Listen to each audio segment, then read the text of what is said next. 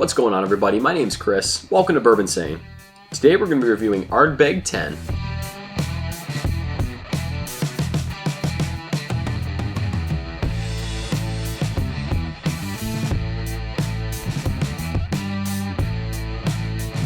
Alright guys, Bourbinsane goes Scotch insane. This is my first Scotch I have reviewed on this channel for you. This is not a good starter Scotch. If you're new to Scotch and you're a big bourbon guy like me, don't just jump right into this. I'll tell you right now, this is just a little preface for you. I don't want to say too much, but this is made by Ardbeg. So this is Ardbeg. This is their base product, the 10-year Ardbeg. This comes in at 46% alcohol. Unlike bourbon, this is 100% malted barley. So we can expect to see a lot of different notes. This is actually an Islay whiskey. I talked a little bit about the difference between bourbon and Scotch. I put out a video on that. If you guys haven't seen that, go check it out. It kind of gives you just the basics on the difference between Scotch and bourbon and, you know, the different regions of Scotland and Scotch in general. But this is an Islay Scotch. There's several over there, you know, Laphroaig, Ardbeg, I think Lagavulins over there. I'm no Scotch expert, guys, so please forgive me if I'm giving you wrong facts. I'm doing the best I can, but I'm a bourbon guy doing a Scotch, so I actually really like this. I've only had about 2 pours out of this. It's been open for about a month. But I actually quite enjoyed this. So I think I could see myself converting to Scotch a little bit. But without further ado, let's get into this here, guys. All right. Now, looking at this right when we pour it in, you can see an immediate difference between the bourbon and the Scotch. So in general, bourbon has that nice dark caramel color. This is extremely light, almost like a white wine color is what I would say. And you know, this is 10 years old. This is 10 years old, aged in former bourbon barrels, standardly, I guess, Scotches. I'm not 100% sure on that, but standardly, Scotch is aged in former bourbon barrels. So the color is just extremely light, you can tell. Almost like a golden... It's almost like a white wine. It's literally like a white wine color, but... So definitely different than bourbon, but that's all right. It's Scotch. All right, let's go into the nose on this, guys. All right, you're going to have to forgive me. Again, I'm used to calling out bourbon notes, so it's my Scotch notes might be a little bit rusty. Or I need more practice with Scotch, let's just say that. But immediately, you get the peat.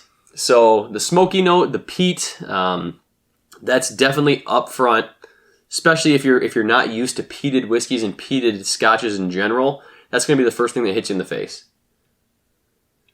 Definitely there. But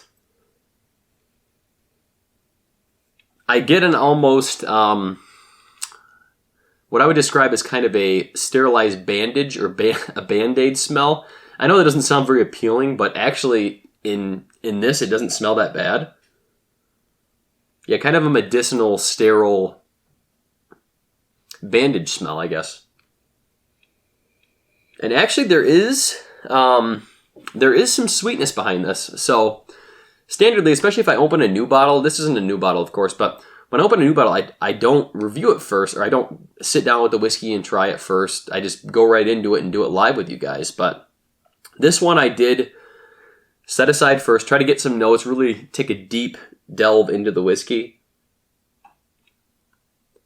Yeah, sweetness, almost a fruit, like a, I want to say like kind of a mango or a tropical fruit note, I guess. But again, you have to look beyond the peat. Beyond the peat. So, all right, let's give it a sip here, guys. Cheers.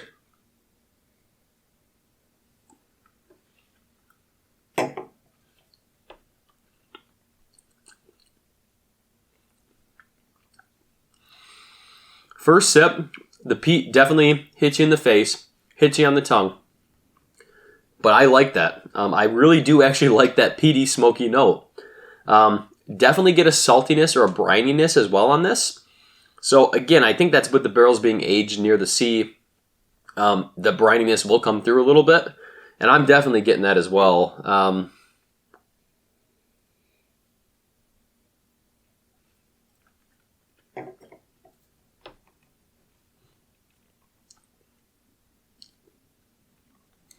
Yeah. Brininess. I mean, the peat's present, but once you kind of try to put that behind on the back and don't think about it, there is a sweetness that comes through on this. The first couple sips I had out of this, or pours I had out of this, it was so tough to pick out anything but peat. Now that the bottle's, I'm beyond the neck here, bottle's been drank down a little bit, I think it's really starting to open up a little more for me. I'm getting a lot more sweetness, almost like a sugary sweetness. Again, I kind of describe it as like a fresh fruit note. All you Scotch heads out there, you can tell me if I'm way off on this, but to me, it's kind of like a fresh fruit note.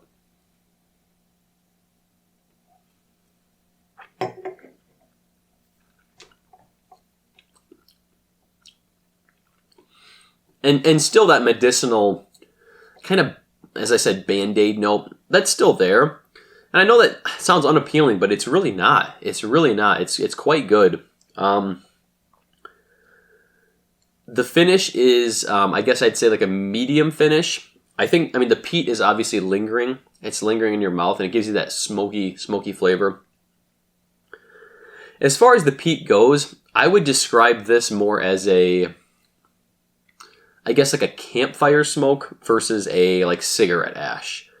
I've heard a lot of people who describe Laphroaig as kind of like a cigarette ash, cigar ash type flavor. This is more of a campfire to me. So it kind of brings me back to those memories of my childhood growing up and going camping, sitting by the fire all night, like that kind of stuff. And it just kind of lingers. It lingers in your mouth and your nose. I wouldn't start the night with this. This would probably be a whiskey to finish the night, just because of the strong flavors, but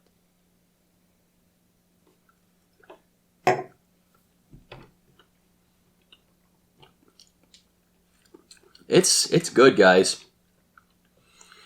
I don't know that I'm picking out the age, I guess, but I don't really know what to look for in a Scotch age-wise.